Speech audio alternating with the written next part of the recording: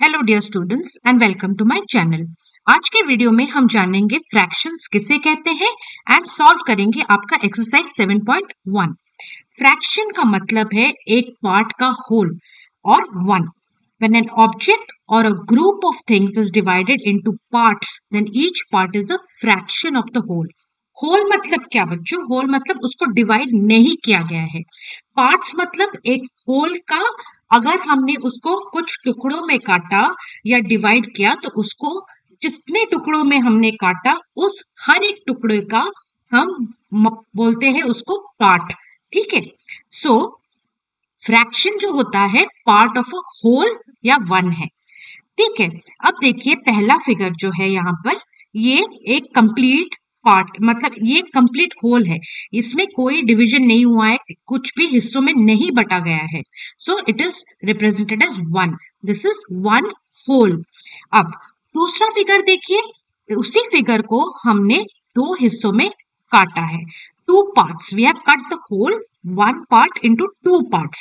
So this is divided into two equal parts. आप ध्यान देंगे कि fractions जब भी समझते हैं equal parts होता है। ठीक है। अब one part is one half of the cake. ये एक केक है जिसको हमने दो हिस्सों में काटा, दो इक्वल हिस्सों में काटा, दो इक्वल पार्ट्स में काटा। एक पार्ट जो है आधा है, दूसरा पार्ट भी आधा है और दोनों जुड़कर वन होते हैं, होल होते हैं। अब तीसरा फिगर देखिए, इसी केक को हमने तीन पार्ट्स में काटा, तीन हिस्सों में काटा। सो ये है एक होल। तो हम रिप्रेजेंट कैसे करते हैं? वन से। अब इस वन को अगर हमने तीन टुकड़ों में काटा तो हम उससे रिप्रेजेंट करते हैं ना फ्रैक्शन एज 1/3। मतलब एक होल पार्ट को हमने कितने पार्ट्स में डिवाइड किया? तीन पार्ट्स में। पहले वाले में हमने एक होल केक को कितने पार्ट्स में डिवाइड किया? दो में। इसीलिए one whole divided into two parts. इसमें तीन हिस्सों में काटा गया है तो one divided by three, one whole divided by three. One part is 1/3 of cake. ये एक हिस्सा 1/3 है, जो येलो हिस्सा है 1/3 है, जो ग्रीन हिस्सा है वो भी 1/3 है और जो रेड हिस्सा है वो भी 1/3 है। किसका? पूरे केक का एक 1/3 केक है। ठीक है। ऐसे वैसे ही सेकंड फिगर में ये जो ग्रीन पोर्शन है ये आधा है पूरे केक का और जो येलो पोर्शन है वो भी आधा है पूरे केक का। ठीक है। वैसे ही चौथा फिगर देखिए, इसको हमने चार हिस्सों में काटा है। We have divided it into four parts, red, green, purple and blue.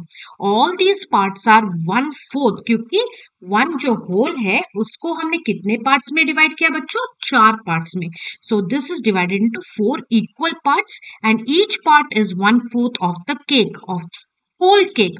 Whole cake को हम रिप्रेजेंट करते हैं वन में और जितने पार्ट्स में काटते हैं उसको नीचे लिखते हैं। Okay, so with this, let us do one small exercise 7.1.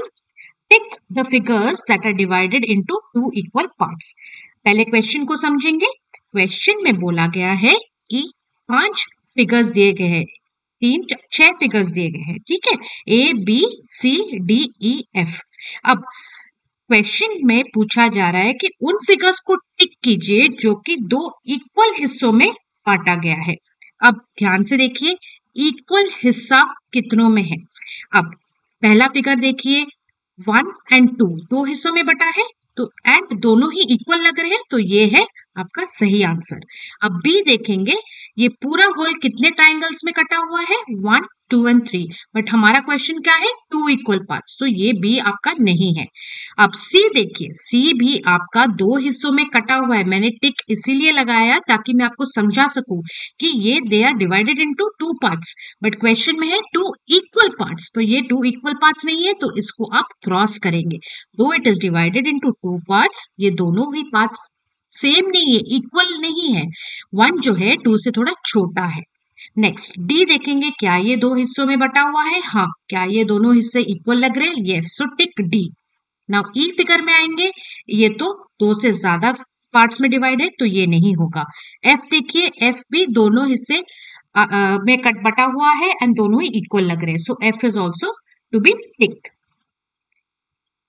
Now second, look at the shaded part in the first figure. It shows 1/4. That means 4 out of 16 equal parts are shaded. Color the next two figures in different manner to show 1/4. Now let us understand the question. पहला आपका book में जो है, अब देखिए हर यहाँ पर क्या दिया गया है, 3 स्क्वायर्स दिए गए हैं और हर एक स्क्वायर को 16 पार्ट्स इक्वल पार्ट्स में डिवाइड किया गया। आप काउंट करेंगे 1 2 3 4 5 6 7 8 9 10 11 12 13 14 15 16 इक्वल पार्ट्स में एक स्क्वायर को काटा गया है। वैसे ही बी में भी और सी में भी। अब पहला फिगर में ए में आपको ये 4 जो स्क्वायर्स मैंने ब्लैक में कलर किया है वो शेडेड दिया है, ठीक है। That means it is showing 1/4। 4 out of 16 equal parts are shaded. मतलब 4 स्क्वायर 16 स्क्वायर्स में से शेडेड किए गए हैं। तो क्वेश्चन में ये दिया जा रहा है कि किसी और मैनर में उसको चार पार्ट्स को आप शेड कीजिए, किसी भी और 4 स्क्वायर्स को। आप कुछ भी 4 स्क्वायर्स बी एंड सी में शेड कर सकते हैं, मैंने ऐसे किया है। आप किसी भी 4 स्क्वायर्स को शेड कर सकते हैं 16 में से, ठीक है। सो you have to understand the question properly first. अब थर्ड वाला देखेंगे, shade the following figures as directed. Show 1/2. A को आधे में काटा, B को ऐसे काटा, C एक स्क्वायर सर्कल है उसको भी आधे में काटा और D एक ट्रायंगल है उसको भी आधे में काटा। Show 1/3. एक 1/3 को हमें, मतलब यहाँ पर देखिए 3 हिस्सों में से एक हिस्सा को हमें कलर करना है, तो हमने एक को शेड किया।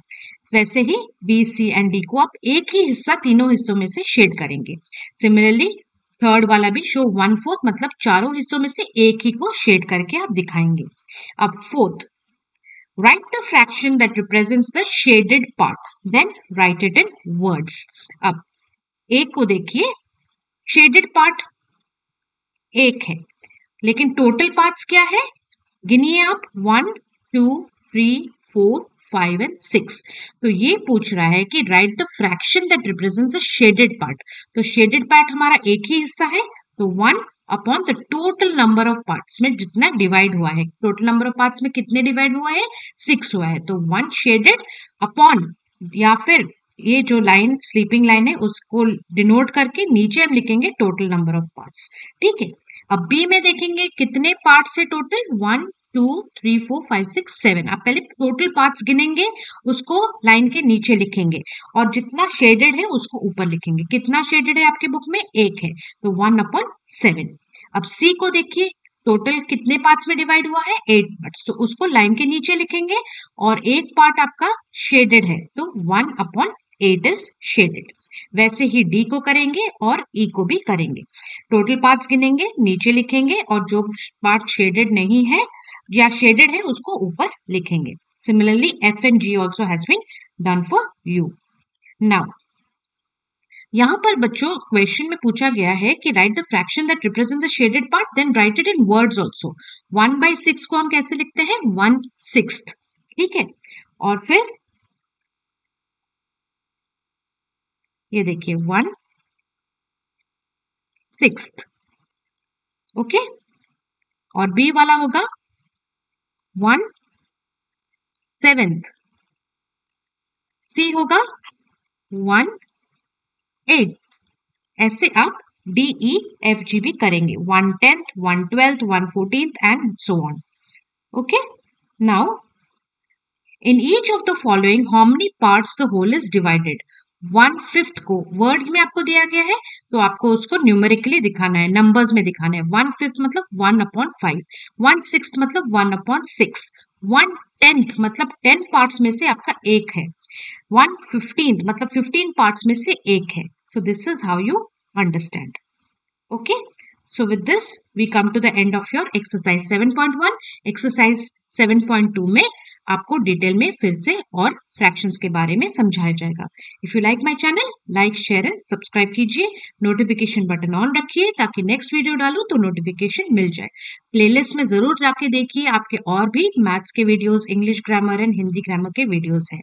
Thank you students and all the best.